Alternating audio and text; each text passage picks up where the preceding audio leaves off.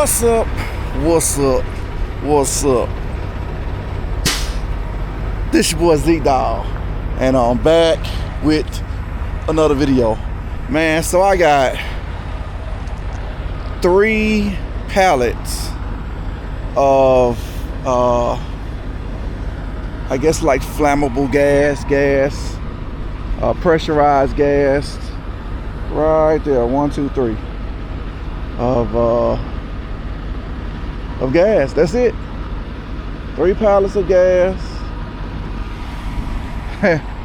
Boy, this is about to be a breeze. Yes, sir. And it pay good.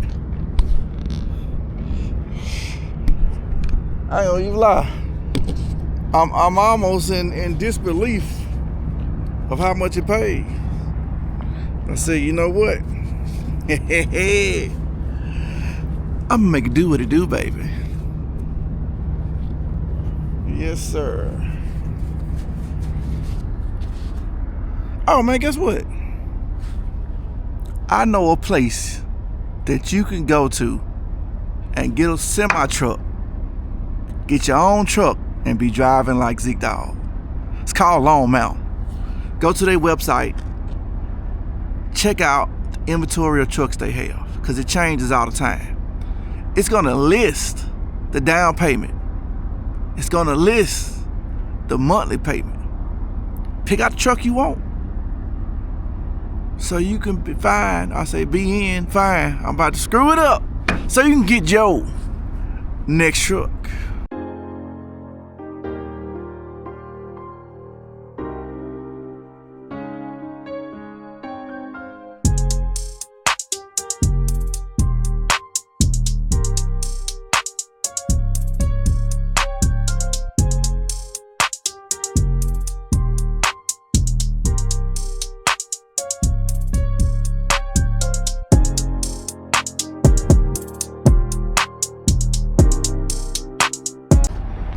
Hey, dog team, man, 2026, man, I'm asking for nothing but prosperity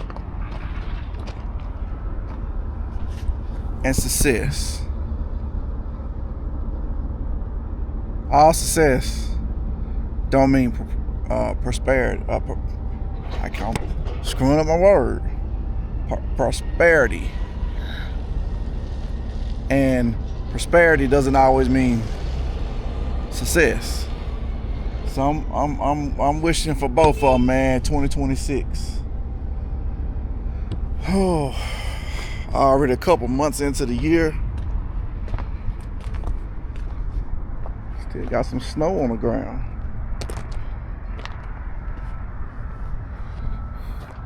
Go see if I can write my name in the snow.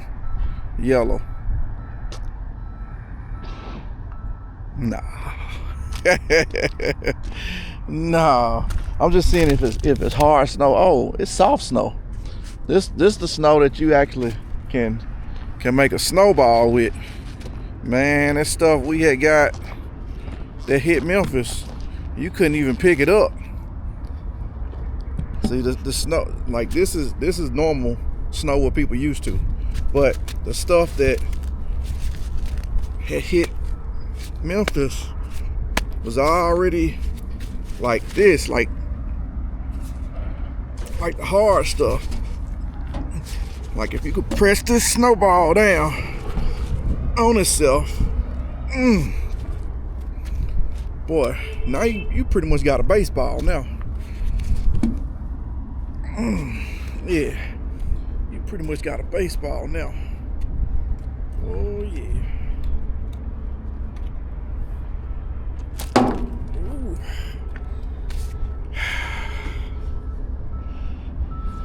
So I'm picking up out of Oklahoma.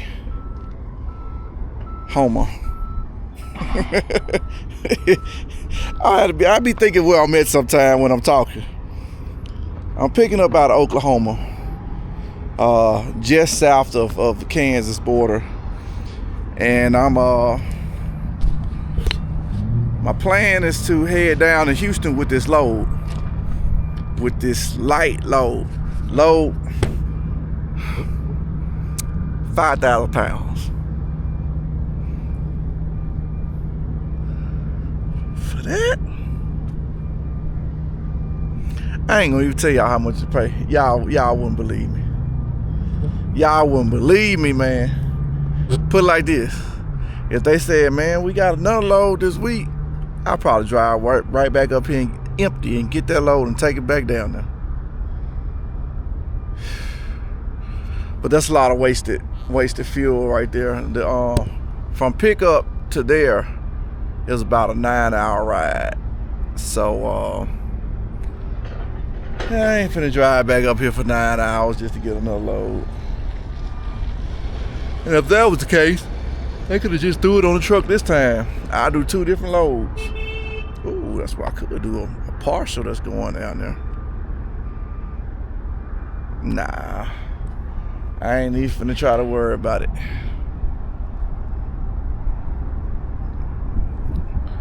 I just want to get, what's on my mind is me getting through the Dallas traffic, because I got to go through Dallas. I got to go through, I believe I got to go through,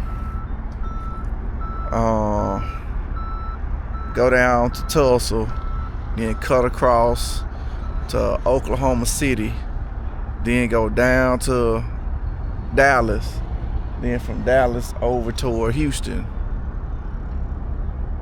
But I won't make it all the way to Houston tonight. Not enough time on the clock, man. Not enough time. If I knew what I know right now, I'd probably have enough time. But I'm a firm believer, man. Everything happens for a reason. Good, bad. This whole trucking industry, man. We go through so much stuff out here, man. A lot of changes in this industry, but trying to hold on, trying to survive, that's the hardest part, man. Surviving trucking.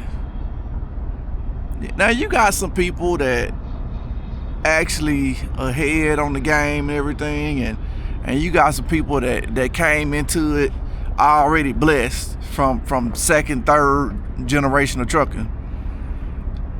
And then you got some guys like me, first generation trucker. But I'm in here. I'm up on it. I'm gonna do what I can do. I'm gonna grind.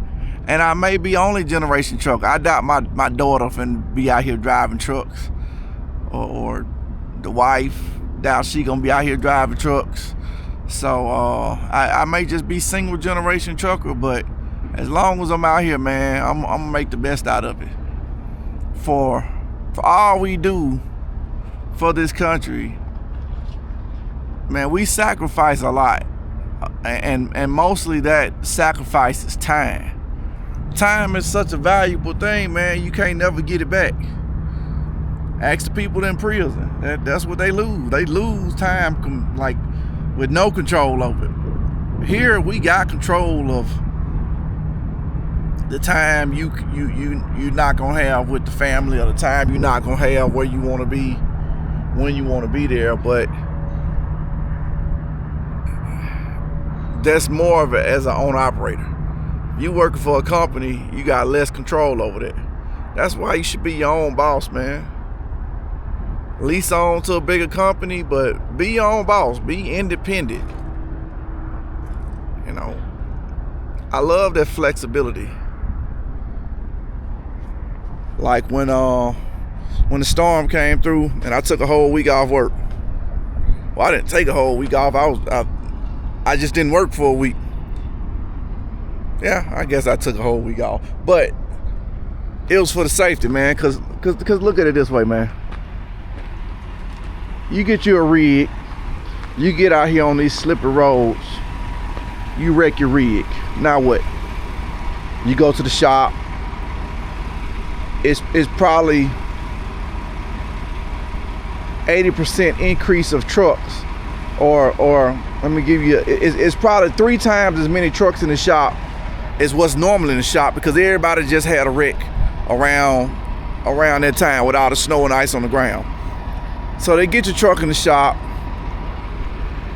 they get your estimate finally They say, all right, man, it's 10,000, 15,000, whatever to fix the truck.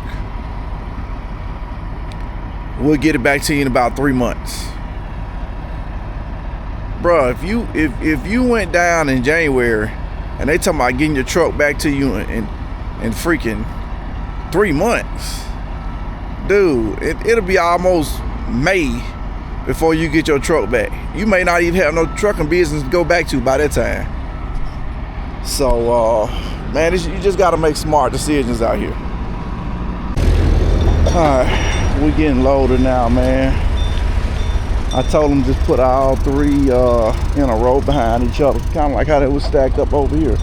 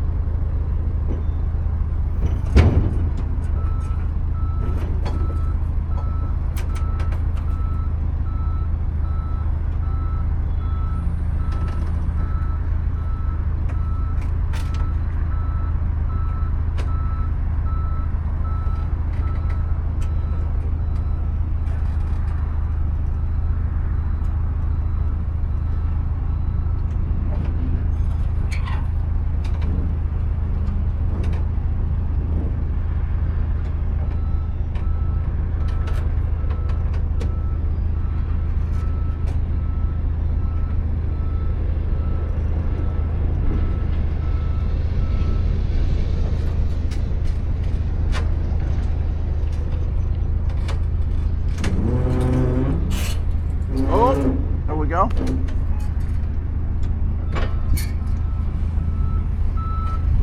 I just gotta figure out how I'm gonna tie these things down.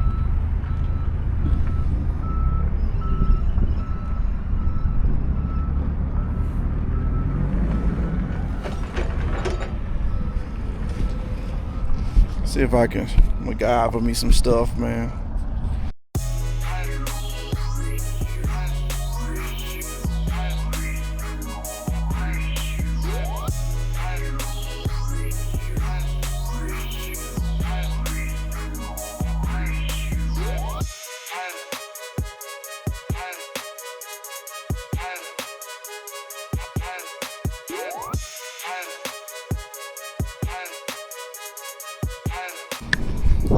Alright, dog team, man.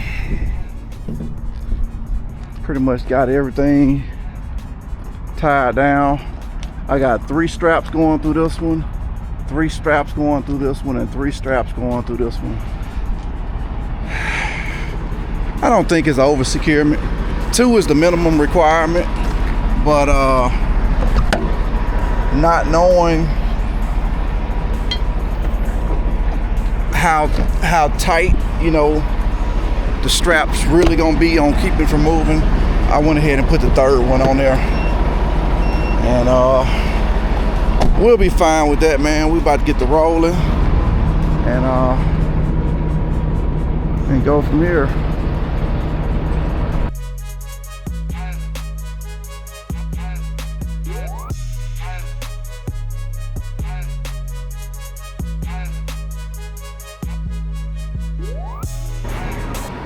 Alright, dog team, man, it is the next day. I'm at another pickup. Y'all see I got unloaded yesterday, man, but let me tell y'all about what happened. So when I picked up the load, the paperwork wasn't right, and they didn't have no placards, which they're supposed to have all that for me. So I called Landstar, I called the agent, I told them what was going on, going down, and they Landstar worked with me and told me what placards I needed. The agent worked with me and gave me some more money to go pick up the placard from a truck stop, round trip an hour away. So I did it.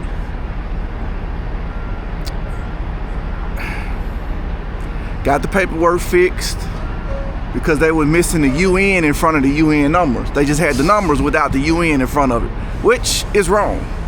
You gotta put UN in front of the UN numbers, even if you write it in, but it wasn't no space to write it in, so it was there. It was UN, but anyway, they fixed it. Got that fixed.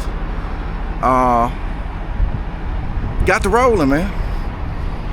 Got the rolling. Went through all my way stations, which it wasn't a lot. Smooth selling through everything. I get about 100 miles out from my delivery. I see this blue boy on the side of the road chilling. I just cruise on by. I ain't even doing the speed limit. I'm doing 65. Speed limit 75. I'm just cruising along. Then all of a sudden, I see that same guy on the road in the middle lane coming up. I said, oh man, he going to get somebody. Somebody was rolling. And he get right up here to my bumper in the middle lane and stop. I said, oh crap. And he stayed there for a minute. I said, I might well go and put my signal on and just pull on over. That man came from the middle lane and jumped behind me and threw his lights on. I said, God dog it. I said, well, I'm straight. All my paperwork straight, all my placards straight, my securement straight, my freaking insurance straight, my registration straight, my lights, everything straight, everything straight, everything straight. And he walked up to me.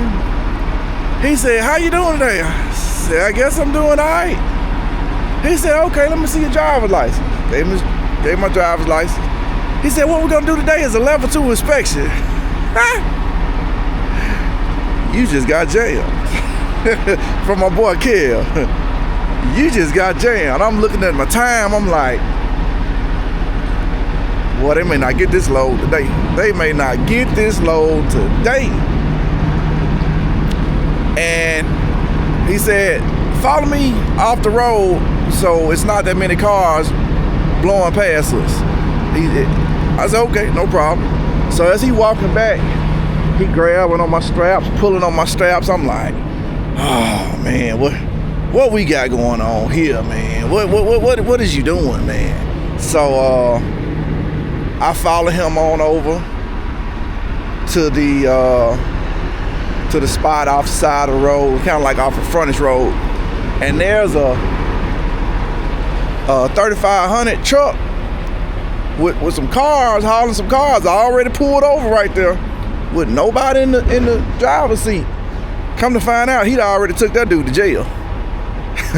He said he ain't had no CDL at all, no paperwork, no nothing, just outlawing. And he took him to jail. So, and they was finna tow his truck. But so he started level 2 with me, man. He did all the checks, looked at the lights and everything, gave him my paperwork, everything looking good. Then he climbed up on my load. He still pulling and tugging on. I had 3 straps on everything. I had 3 straps on all of them. 3 straps went through all of them. He was trying. I felt like he was trying to figure out, do I got this stuff strapped down? To the best of my ability, yeah, I got it strapped down. But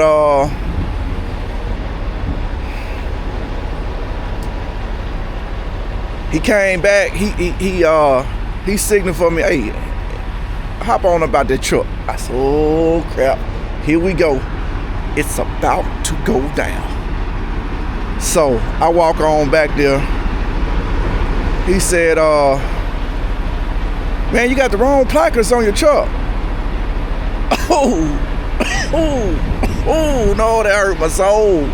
Don't tell me that, man. I said, man, you ain't gonna believe this. I said, I called my safety department, my hazmat compliance department, and asked them, sent them the paperwork, because something just didn't feel right with this load. And I said, I wanted to make sure I had the right placards. And this is one of the few times I actually call, because if you don't feel like something is right, call. That's what Landstar wants you to do. So I called Landstar. And so I talked to another person this time, because the lady I had talked to before was unavailable or wasn't at the desk or whatever. So I talked to the other guy, and I told him, I said, man, I called yesterday. I said, I wanted to make sure, everything was straight. And now I come to find out I got the wrong placards on here, man. What is going on? Like, I said, man, the officer want to speak to y'all. He wants to speak to y'all. He's put them on the phone. So I let them talk, and they went over, what was on the paperwork, and officer wanted to make sure that Landstar concurred with what he's saying it needs to be. So what I had on there, let me show y'all. Hold on.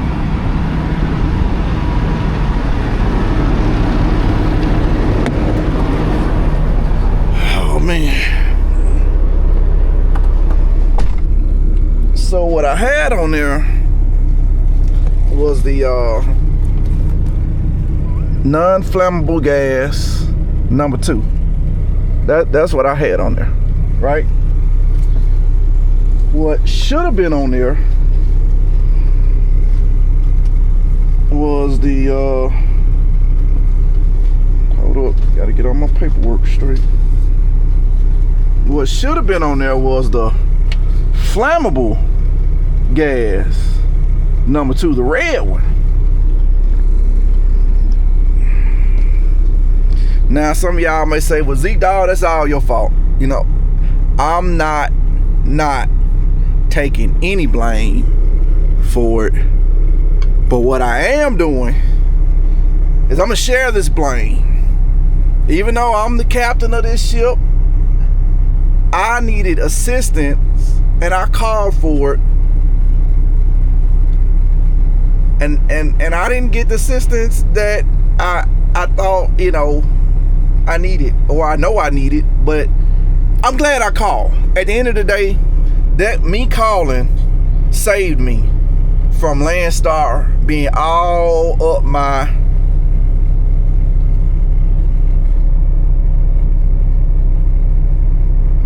y'all figure it out. Yeah. So man, it was, and I ended up talking back with the lady who I spoke with before, and she was like, yeah, it should be the red one, the flammable gas. I said, ma'am, I said, maybe it must have been a miscommunication, or when we discussed it on the phone, and maybe you said it, maybe you didn't. Somehow that got miscommunicated, because I wrote down everything that y'all said to me. I said, y'all, that you said to me. I wrote down that it non-flammable number 2, put the UN numbers, make sure you got the emergency contact. You don't need to see who I spoke to, but but anyway, I wrote down, so maybe I wrote it wrong. I'm put some on me, maybe it was some on me. I'm not saying it's all Landstar fault. No, it's enough blame to go around, and we're gonna split some of that.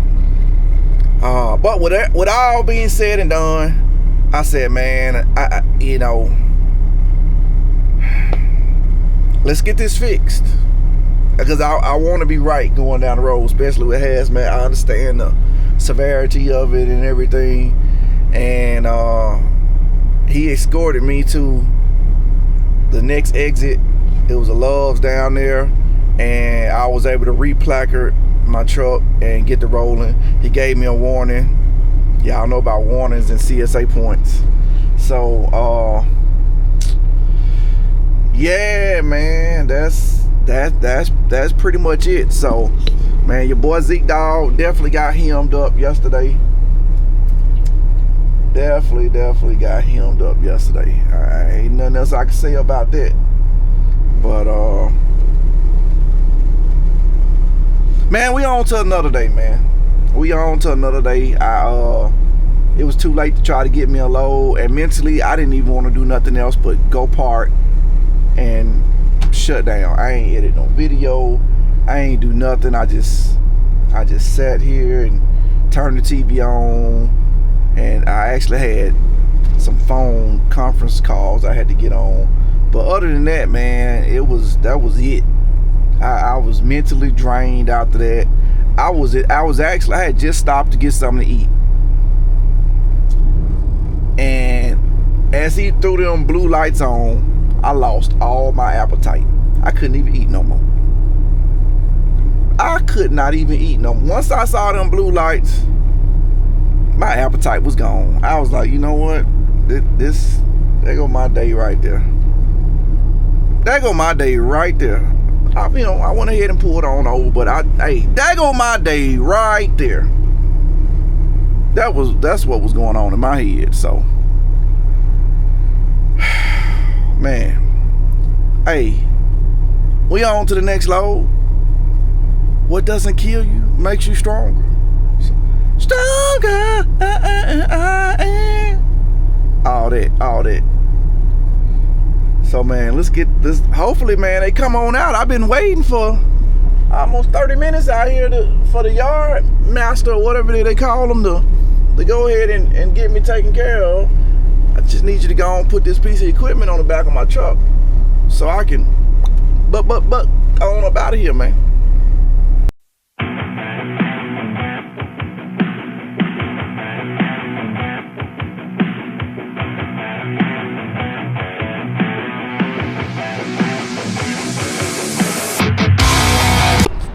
All right, dog team, man, we are secure. A chain on each anchor point, and then a strap going over the forks to keep that down. We ready to roll. Let me show you what just made this load illegal. I'm gonna see if y'all notice it. This mirror has to be pushed in. Oh.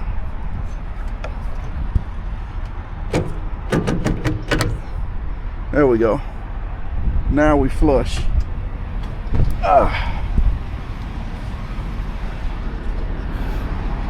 Alright. We legal to roll now. Ain't no mirror on there. Let me look at this other side. Okay. We legal on both sides now. But I don't need no more problems with that TX DOT.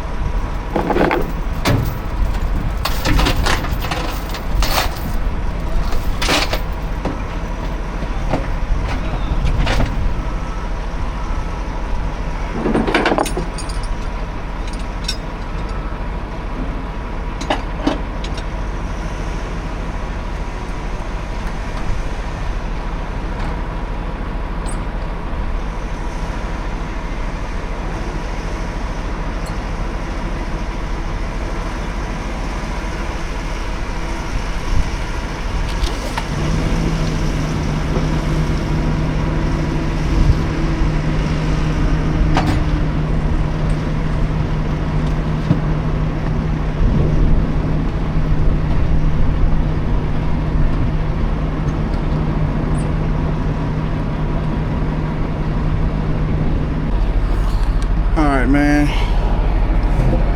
they have gotten the piece of equipment off.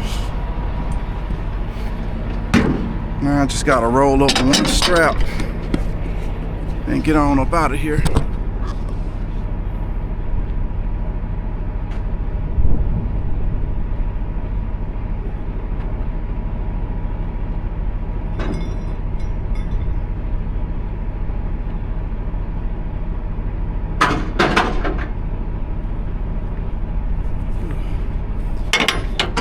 I got here with about 15 minutes to spare.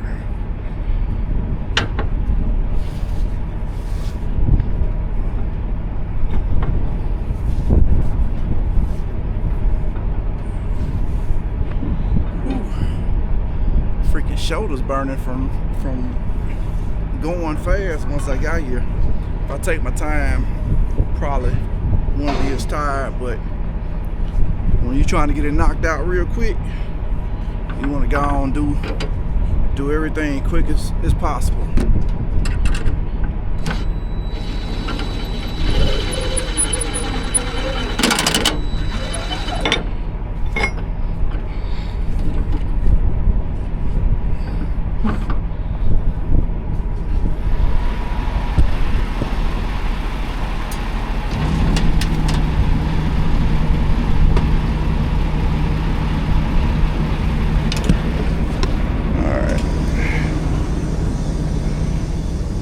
That's pretty much it. I'm gonna make sure I got don't run out here and forget my paperwork. Other than that, man, it's gonna be a wrap. Oh man, dude, I almost ran me off the freaking road over here. Hopefully I pull the footage so I can show it to y'all, man. But appreciate y'all checking out these videos. Like, share, subscribe, turn on that notification bell, and join the dog team. So till next time, baby, keep it trucking.